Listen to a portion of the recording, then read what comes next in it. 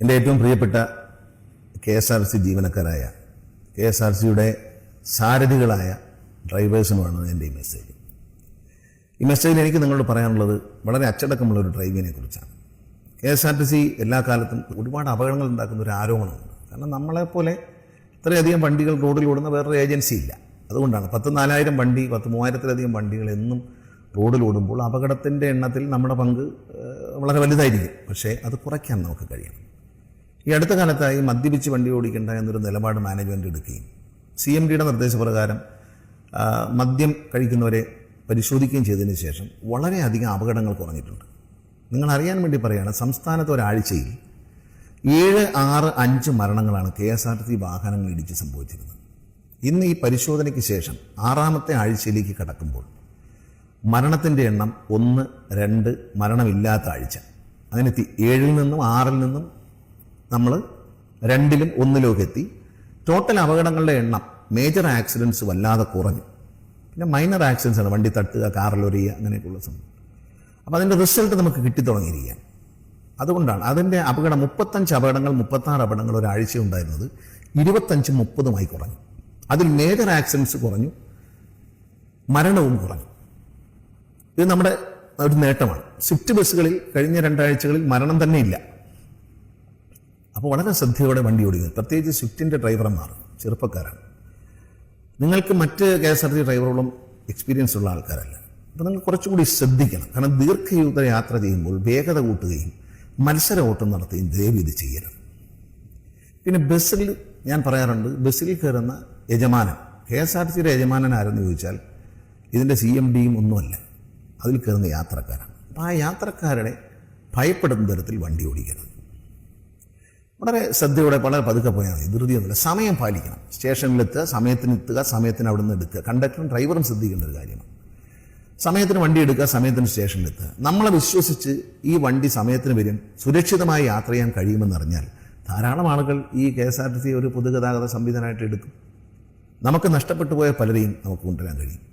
Cinema തിയേറ്ററുകളിൽ നിന്ന് ആളുകൾ അകന്നുപോയി. 2011 ഞാൻ മന്ത്രിയായിരിക്കുമ്പോൾ സിനിമാ തിയേറ്ററിൽ നിന്ന് ആളുകൾ അകന്നുപോയി. പക്ഷെ ഞാൻ സ്വീകരിച്ചിട്ടുള്ള നിലപാടുകൾ ഇന്ന് സിനിമ എന്ന് പറയുന്ന വ്യവസായത്തെ ഏറ്റവും വിജയത്തിലെത്തിച്ചു. കേരളത്തിൽ എയർ കണ്ടീഷൻ ഇല്ലാത്ത തിയേറ്ററില്ല, തമിഴ്നാട്ടിലോ ആന്ധ്രയിലോ ഒക്കെ ഉണ്ട് എന്ന് പറഞ്ഞതുപോലെ ഇപ്പോൾ ഞാൻ പറയുമ്പോൾ നിങ്ങൾക്ക് ചിലപ്പോൾ ബുദ്ധിമുട്ടായിട്ട് തോന്നും. പക്ഷേ പിന്നീട് ഇതിൻ്റെ റിസൾട്ട് വളരെ നന്നാകുമെന്നതിന് എനിക്ക് യാതൊരു സംശയമില്ല. അതുകൊണ്ട് എൻ്റെ പ്രിയപ്പെട്ട ഡ്രൈവേഴ്സിനോട് എനിക്ക് പറയാനുള്ളത്, വണ്ടി ശ്രദ്ധയോടെ ഓടിക്കുക. ഓവർ സ്പീഡ് ചെയ്യേണ്ട കാര്യമില്ല. സമയത്തിനെത്താൻ നമുക്ക് കഴിയും. പക്ഷെ നമ്മുടെ റോഡുകളിലെ ഒരു പരിമിതിയെല്ലാം മനസ്സിലാക്കിക്കൊണ്ട് ചെറിയ വാഹനങ്ങൾ വരുമ്പോൾ, ഇപ്പോൾ സ്കൂട്ടറിൽ വരുന്ന സ്ത്രീകളുണ്ട്, ചെറുപ്പക്കാർ കുട്ടികൾ, ബൈക്കിൽ വരുന്നവരുണ്ട്, കാറിൽ വരുന്നവരുണ്ട്. നമ്മളൊരു വലിയ വാഹനമാണ്, നമ്മളെ വാഹനം തട്ടിയാൽ നമുക്ക് വലിയ കുഴപ്പമൊന്നും പറ്റത്തില്ല. പക്ഷേ ദയവ് ചെയ്ത് അവരെ തട്ടാതെ മുട്ടാതെ ഇരിക്കുക. കാരണം അവരങ്ങ് ഒഴിഞ്ഞു പോട്ടെ. നമ്മൾ മത്സര ഓട്ടത്തിന് പോകണ്ട. നമ്മൾ പതുക്കെ സ്കൂട്ടറിലൊക്കെ വന്ന് ചില സർക്കസൊക്കെ ചിലർ കാണിക്കും, വിട്ടേക്കുക. അവരെ അങ്ങ് ക്ഷമിച്ച് വിട്ടേക്കുക. നിങ്ങൾ കുറച്ചുകൂടി പക്വത കാണിക്കണം. അവരോട് മത്സരത്തിന്, മറ്റൊരു ബസ്സുമായി മത്സരത്തിന്, പ്രൈവറ്റ് ബസ്സുമായ ഒരു മത്സരത്തിന് ഒന്നും പോകണ്ട. ഈ മത്സരത്തിൻ്റെ റിസൾട്ട് എന്ന് പറയുന്നത് റോഡിൽ നിൽക്കുന്ന നിരപരാധിയായ നിഷ്കളങ്കരായ ഒരു വ്യക്തിയുടെ ആക്സിഡൻ്റലായിട്ടുള്ള മരണമായിരിക്കും. ആ മരണം നിങ്ങൾ ശ്രദ്ധിക്കൂ. ആ മരണം, നമ്മുടെ അശ്രദ്ധ കൊണ്ടാകുന്ന മരണം, ആ കുടുംബത്തെ തകിടമറിക്കും. ഒരു വീടിൻ്റെ നാഥനായ ഒരു വ്യക്തിയാണ് മരിക്കുന്നതെങ്കിൽ ആ കുടുംബത്തിലെ കുഞ്ഞുങ്ങളും അമ്മയും ഒക്കെ തകിടമറിയും. ഒരമ്മയാണ് മരിക്കുന്നതെങ്കിൽ അവർ വളർത്തിക്കൊണ്ടുവരുന്ന കുഞ്ഞുങ്ങളും അവരെ കുടുംബവും ആകെ താറുമാറായിപ്പോവും. ആ കുടുംബമെല്ലാം താറുമാറായിപ്പോവും. അപ്പം അതുകൊണ്ട് എനിക്ക് നിങ്ങളുടെ അടുത്ത് പറയാനുള്ളത്, ശ്രദ്ധയോടെ വണ്ടി ഓടിക്കുക. ശ്രദ്ധിക്കേണ്ട വളരെ പ്രധാനപ്പെട്ട മറ്റൊരു കാര്യം, നമ്മൾ ബസ്സുകൾ, KSRTC ബസ്സുകളായാലും പ്രൈവറ്റ് ബസ്സുകളായാലും നിർത്തുമ്പോൾ റോഡിൻ്റെ ഇടത്തുവശം മാക്സിമം ചേർത്ത് ഒതുക്കി നിർത്തുക. അതുപോലെ തന്നെ എതിർവശത്ത് വരുന്ന ബസ്സും ഇവിടുന്ന് അങ്ങോട്ട് പോകുന്ന ബസ്സും കൂടി സമാന്തരമായി നിർത്താതിരിക്കുക. സ്റ്റോപ്പായിരിക്കാം, പക്ഷേ സ്റ്റോപ്പിൽ നിന്ന് മാറ്റി നിർത്തിയാലും കുഴപ്പമില്ല. സമാന്തരമായി നിർത്തരുത്. സമാന്തരമായി നിർത്തുമ്പോൾ അതുവഴി കടന്നു പോകുന്ന മറ്റ് യാത്രക്കാർക്കും മറ്റ് വാഹനം ഓടിക്കുന്നവർക്കും അത് വലിയ ബുദ്ധിമുട്ടായി മാറും. പിന്നെ അത് ഗതാഗത കുരുക്കായി മാറും. അതുകൊണ്ട് ഇന്ന് മുതൽ നിങ്ങൾ ദയവ് ചെയ്ത് ഇടതുവശം ചേർത്ത് നിർത്തുക. ഒരു വണ്ടി നിർത്തിയിരിക്കുന്ന കണ്ടാൽ മറ്റേ വണ്ടി അതിന് സമാന്തരമായി നിർത്താതിരിക്കുക. കുറച്ച് മുന്നോട്ട് മാറ്റി നിർത്തുക. അതിനിടയിലൂടെ വാഹനങ്ങൾക്ക് കടന്നു പോകാനുള്ള ഡിസ്റ്റൻസ് ഇട്ടേ നിർത്താൻ പാടുള്ളൂ. കാരണം അത് നമ്മൾ KSRTC പോലൊരു സ്ഥാപനം, അതുപോലെ പ്രൈവറ്റ് ബസ്സുകാർക്കും ഇത് ബാധകമാണ്. ഇത് നാട്ടിലൊരു മറ്റുള്ളവർക്കൊരു ബുദ്ധിമുട്ടായി മാറാതിരിക്കാൻ നമ്മൾ പ്രത്യേകം ശ്രദ്ധിക്കണം. പ്രൈവറ്റ് ബസ്സിനോടും പറയണം, അവരും ഇതുപോലെ പാരലായിട്ട് നിർത്താൻ പാടില്ല. മാക്സിമം ലെഫ്റ്റിലേക്ക് ഒതുക്കി നിർത്തുക. പ്രൈവറ്റ് ബസ്സിൻ്റെ മുമ്പിലേക്ക് മറ്റൊരു ബസ് കടന്നു പോകുന്ന നിലയിൽ അവർ ചെയ്യുന്നൊരു പരിപാടിയാണ്. മുമ്പിൽ കൊണ്ട് നിർത്തും, വേറെ ആരും കയറി പോയിരിക്കാൻ വേണ്ടി. മറ്റുള്ളവർക്കും റോഡിൽ യാത്ര ചെയ്യാൻ അവകാശമുണ്ട്. ആ അവകാശത്തെക്കുറിച്ച് നമ്മൾ ബോധവാന്മാരായിരിക്കണം. അതുകൊണ്ട് ഒരു കാരണവശാലും റോഡിന് നടുവിൽ വണ്ടി നിർത്തരുത്. വണ്ടി ഒതുക്കി നിർത്തും. വണ്ടി ഒതുക്കി നിർത്തി ആളുകളെ ഇറക്കുക, കയറ്റുക. സമാന്തരമായി വണ്ടികൾ നിർത്തരുത്. കഴിയുന്ന അപകടം ഉണ്ടാക്കാതിരിക്കുക. ഓവർ സ്പീഡ് ചെയ്യേണ്ട കാര്യമില്ല. ചില ഡ്രൈവർമാർ നന്നായി ഓടിക്കുമെന്ന് പലരും സോഷ്യൽ മീഡിയയിലൊക്കെ എഴുതാറുണ്ട്. അതുപോലെ തന്നെ വളരെ റെക്ലെസ് ആയിട്ട് ഒരു മര്യാദയില്ലാതെ വണ്ടി ഓടിക്കുന്നവരുണ്ട്. അത്തരം വണ്ടി ഓടിപ്പ് വേണ്ട. ഫോണിൽ സംസാരിച്ചുകൊണ്ട് വണ്ടി ഓടിക്കരുത്. KSRTC ഡ്യൂട്ടിയിലിരിക്കുമ്പോൾ ഒരു നല്ല പാട്ട് പാടുന്ന ഡ്രൈവറെ ഞാൻ കണ്ടു. അപ്പോൾ അദ്ദേഹത്തിൻ്റെ നമ്പർ ഞാൻ എടുത്തു ഒന്ന് അഭിനന്ദിക്കാൻ വേണ്ടി. ഞാൻ പല പ്രാവശ്യം വിളിച്ചപ്പോഴും എടുത്തില്ല. പിന്നീട് ഞാൻ അന്വേഷിച്ച മനസ്സിലായി അദ്ദേഹം ഡ്യൂട്ടിയിലാണ്. അദ്ദേഹത്തെ അഭിനന്ദിക്കുകയാണ്. കാരണം പാട്ട് പാടിയെന്ന് മാത്രമല്ല, മനോഹരമായി പാടി എന്നത് വേറെ കാര്യം. പക്ഷേ ഈ ഫോൺ എടുത്തില്ല എന്നുള്ള കാര്യത്തിൽ ഒരുപക്ഷെ ട്രൂ കോളറിൽ എൻ്റെ പേര് കാണും, എന്നിട്ട് പോലും എടുത്തില്ല എന്ന് പറയുന്നത് ആ വ്യക്തിയുടെ ഒരു കലാകാരൻ എന്നുള്ളതിലുപരി ആ ഡ്രൈവിങ്ങിനുള്ള തൻ്റെ ഡ്യൂട്ടിയിലുള്ള മാന്യതയായിട്ടാണ് ഞാൻ കാണുന്നത്. ഞാൻ പിന്നീട് അന്വേഷിച്ചപ്പോൾ അദ്ദേഹം 2 ദിവസവും ഞാൻ വിളിക്കുമ്പോൾ ഡ്യൂട്ടിയിലായിരുന്നു, അതുകൊണ്ടാണ് എടുക്കാത്തതെന്ന് പറഞ്ഞു. അല്ല, വണ്ടി ഓടിക്കുമ്പോൾ ഒരു കാരണവശാലും മൊബൈൽ ഉപയോഗിക്കാനും പാടില്ല. അത്തരത്തിൽ കണ്ടാൽ കർശനമായ നടപടികളുണ്ടാവും.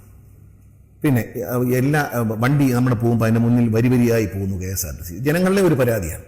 നിങ്ങൾക്കും അറിയാം നഷ്ടമാണ്, ഇന്ന് കിട്ടുന്ന കളക്ഷൻ കിട്ടില്ല. അപ്പം അത്തരത്തിൽ നിങ്ങളുടെ മുന്നിൽ ഒരു വണ്ടി പോകുന്നു കണ്ടാൽ ആ വണ്ടിയുടെ നമ്പർ നോട്ട് ചെയ്ത് എവിടെ പോകുന്ന വണ്ടിയാണ്, ഏത് സ്റ്റേഷനിലെ വണ്ടിയാണെന്ന് നോക്കിയിട്ട് ഉദ്യോഗസ്ഥന്മാരോട് ഡിപ്പോയിൽ റിപ്പോർട്ട് ചെയ്യുക. ഇങ്ങനൊരു വണ്ടി നമ്മുടെ മുന്നിൽ വന്നിട്ടുണ്ട്, അത് കളക്ഷൻ കുറയ്ക്കുന്നു. അപ്പം നമ്മളൊരു ആളുകൾക്ക് ഉപയോഗമില്ലാതെ വരിയായിട്ട് പോകുന്നൊരു സിറ്റുവേഷൻ. അങ്ങനെ വരിയായി പോകുന്നത് നിൽക്കുന്നത് നിങ്ങളൊന്ന് സ്ലോ ഡൗൺ ചെയ്യുക. വരിയായി വണ്ടി ഓടിച്ച് പോരുത്. കാണുമ്പോൾ ജനങ്ങൾക്ക് തന്നെ പരിഹാസം തോന്നും. കാരണം ഒരു വണ്ടി കാലിയായി പോകുന്നു, അതിൻ്റെ പുറകെ വേറെ വണ്ടി കാലിയായി പോകുന്നു. അപ്പോൾ ജനങ്ങളെന്താ പറയുന്നത്, ചുമ്മാ ഇവന്മാർ നഷ്ടത്തിലായത് എന്ന് പറയും. അത് പാടില്ല. വളരെ സ്നേഹത്തോടെ വണ്ടി നന്നായി ഓടിക്കണം. നിങ്ങളുടെ പ്രശ്നങ്ങൾക്കെല്ലാം പരിഹാരം കാണാൻ ഗവൺമെൻറ് പ്രതിജ്ഞാബദ്ധമാണ്. അത് ഞാൻ നേരത്തെ തന്നെ ഒരു സന്ദേശത്തിൽ പറഞ്ഞിട്ടുണ്ട്. അതിനെപ്പറ്റി വീണ്ടും ആവർത്തിക്കുന്നില്ല. എൻ്റെ ഈ വാക്കുകൾ ശ്രദ്ധിക്കുക. നിങ്ങൾ അതുപോലെ ബസ്സിൽ ആളുകൾ കയറി എന്ന് ഉറപ്പുവരുത്തിയതിനു ശേഷം മാത്രമേ എടുക്കാവൂ. ഒരു കാരണവശാലും പിന്നെ ഫുട്ബോളിലൊക്കെ നിൽക്കുന്ന ആളുകൾ ഇറങ്ങണമെന്ന് പറഞ്ഞാൽ ആ സ്ഥലത്തിറക്കി കൊടുക്കണം. രാത്രികാലങ്ങളിൽ കൈ കാണിച്ചാൽ വണ്ടി നിർത്തണം. പകലും നമ്മൾ കൈ കാണിച്ച് വണ്ടി നിർത്തി ആളെ കയറ്റിയാലേ നമുക്ക് കളക്ഷൻ കിട്ടൂ. കളക്ഷൻ കിട്ടിയാലേ നമ്മുടെ കാര്യങ്ങളൊക്കെ നടക്കത്തുള്ളൂ. ഒരു പൈസയും ചോരാതെ KSRTC ഒരു പൈസയും അനാവശ്യമായി ചോരാതിരിക്കാനുള്ള എല്ലാ നിർദ്ദേശങ്ങളും അതിസൂക്ഷ്മമായി ഞാൻ കൊടുക്കുന്നുണ്ട്.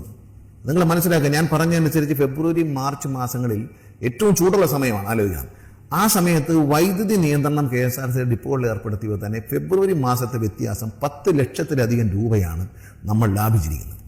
ഫെബ്രുവരിയിൽ കൊടുത്തതിനേക്കാൾ ചൂട് കൂടിയ മാർച്ചിൽ നമ്മൾ 10 ലക്ഷം രൂപ ലാഭിച്ചു എന്ന് പറയുമ്പോൾ KSRTCയുടെ ചിലവ് എങ്ങനെ കുറയുന്നു നിങ്ങൾ മനസ്സിലാക്കണം. ഇത് അതിസൂക്ഷ്മമായി ഞാൻ നോക്കുകയാണ്. അതുകൊണ്ടാണ് പറഞ്ഞത് ഡീസൽ ആവശ്യമില്ലാതെ ആക്സിലേറ്ററിൽ അനാവശ്യമായി കാല് കൊടുക്കരുത്.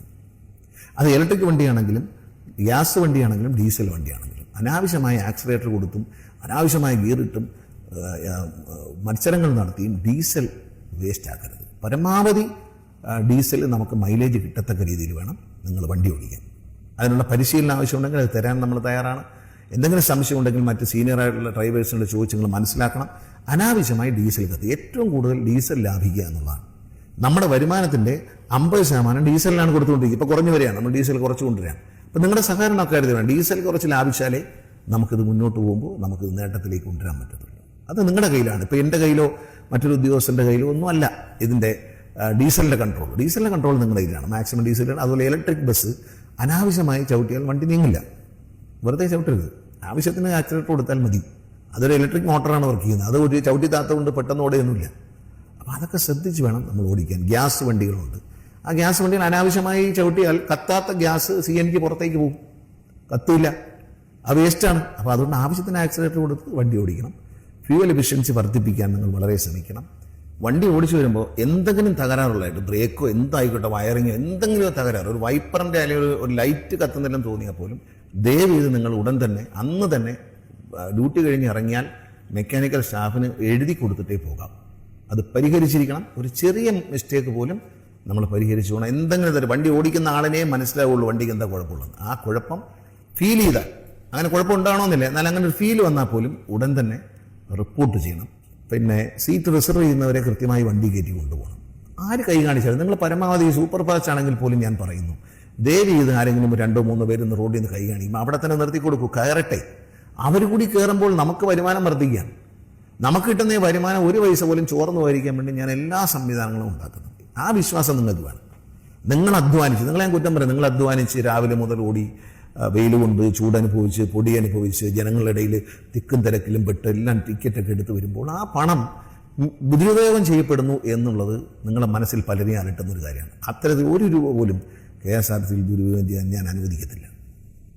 ഈ സർക്കാരിൻ്റെ നയമല്ലത്. അതുകൊണ്ട് ചെലവ് പരമാവധി ചുരുക്കുകയാണ്. നിങ്ങൾ അധ്വാനിച്ചു കൊണ്ടിരുന്ന പണം നിങ്ങൾക്ക് തന്നെ പ്രയോജനപ്പെടും. ഒരു സംശയമോ കരുതൽ വേണ്ട. പല കടങ്ങളും KSRTCയിലെ ജീവനക്കാരുടെ സൊസൈറ്റിയിലുള്ള കടങ്ങൾ ഇതെല്ലാം നിങ്ങൾ ശ്രദ്ധിക്കും. ഞാൻ കുറേശ്ശെ ഞാനത് അടച്ചു തുടങ്ങിയിരിക്കുന്നു. നിർബന്ധമായി അടപ്പിക്കുക. നിങ്ങളുടെ ആനുകൂല്യങ്ങൾ പലതും നിങ്ങളെടുത്ത ലോൺ അടയ്ക്കാതിരുന്ന പലതും കോടിക്കണക്കിന് രൂപയാണ് ഈ കഴിഞ്ഞ 2-3 മാസമായിട്ട് നമ്മൾ അടച്ചതെന്ന് നിങ്ങളുടെ യൂണിയൻ ലീഡേഴ്സിനോടും മറ്റുള്ളവരും അനുഭവസ്ഥരായ സഹപ്രവർത്തകരോട് ചോദിക്കും. അപ്പം നിങ്ങളുടെ നന്മയ്ക്ക് വേണ്ടി നമ്മൾ ചെയ്യുമ്പോൾ ഈ സ്ഥാപനത്തിൻ്റെ നന്മയ്ക്ക് വേണ്ടി നിങ്ങളും ഈ പറഞ്ഞ കാര്യങ്ങൾ ദയവേത് അനുസരിക്കണം. സ്നേഹത്തോടെ എൻ്റെ ഈ വാക്കുകൾ കേൾക്കുകയും അത് നമ്മുടെ പ്രവൃത്തിയിൽ പകർത്താൻ ശ്രമിക്കാൻ എല്ലാവരോടും ഞാൻ ഹൃദയം നിറഞ്ഞ എൻ്റെ നന്ദി അറിയിക്കുകയാണ്.